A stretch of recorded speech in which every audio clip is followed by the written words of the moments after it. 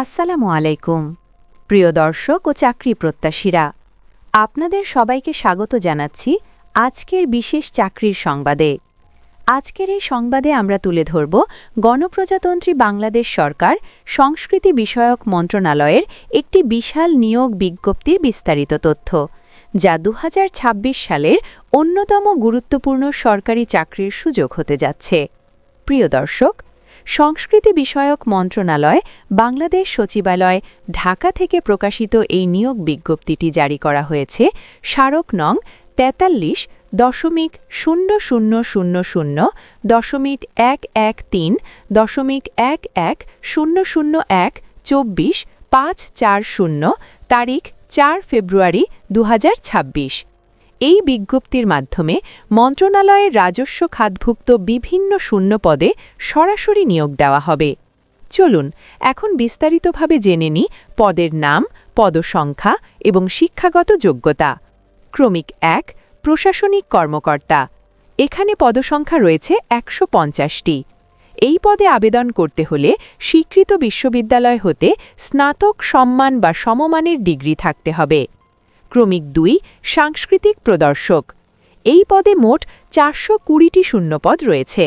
আবেদনকারীদের সংশ্লিষ্ট বিষয়ে স্নাতক ডিগ্রি থাকতে হবে এবং সাংস্কৃতিক কর্মকাণ্ডে বাস্তব অভিজ্ঞতা থাকতে হবে।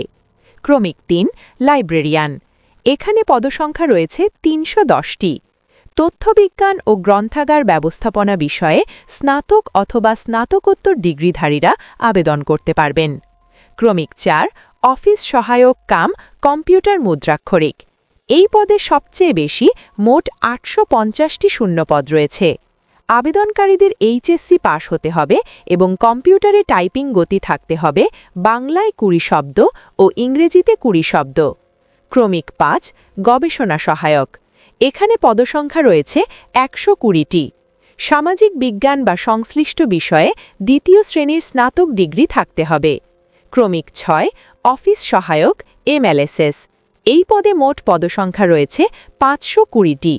মাধ্যমিক স্কুল সার্টিফিকেট অর্থাৎ এসএসসি বা সমমান পরীক্ষায় উত্তীর্ণ প্রার্থীরা আবেদন করতে পারবেন। সব মিলিয়ে প্রিয় দর্শক, এই নিয়োগ বিজ্ঞপ্তির আওতায় মোট পদসংখ্যা 2370টি, যা চাকরি প্রত্যাশীদের জন্য একটি দারুণ সুযোগ।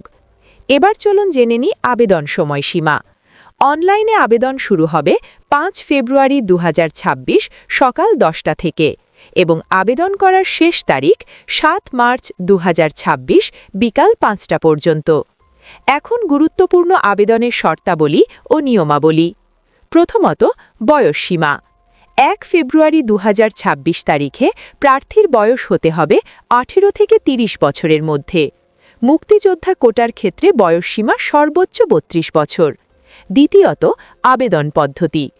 আগ্রহী প্রার্থীদের অবশ্যই অনলাইনে https://moca.teletalk.com.bd এই ওয়েবসাইটে প্রবেশ করে আবেদন ফর্ম পূরণ করতে হবে। তৃতীয়ত, আবেদন ফি। টেলিটক প্রিপেইড সিমের মাধ্যমে পদের গ্রেড অনুযায়ী 100 টাকা থেকে 600 টাকা আবেদন করার 72 ঘণ্টার মধ্যে জমা দিতে হবে।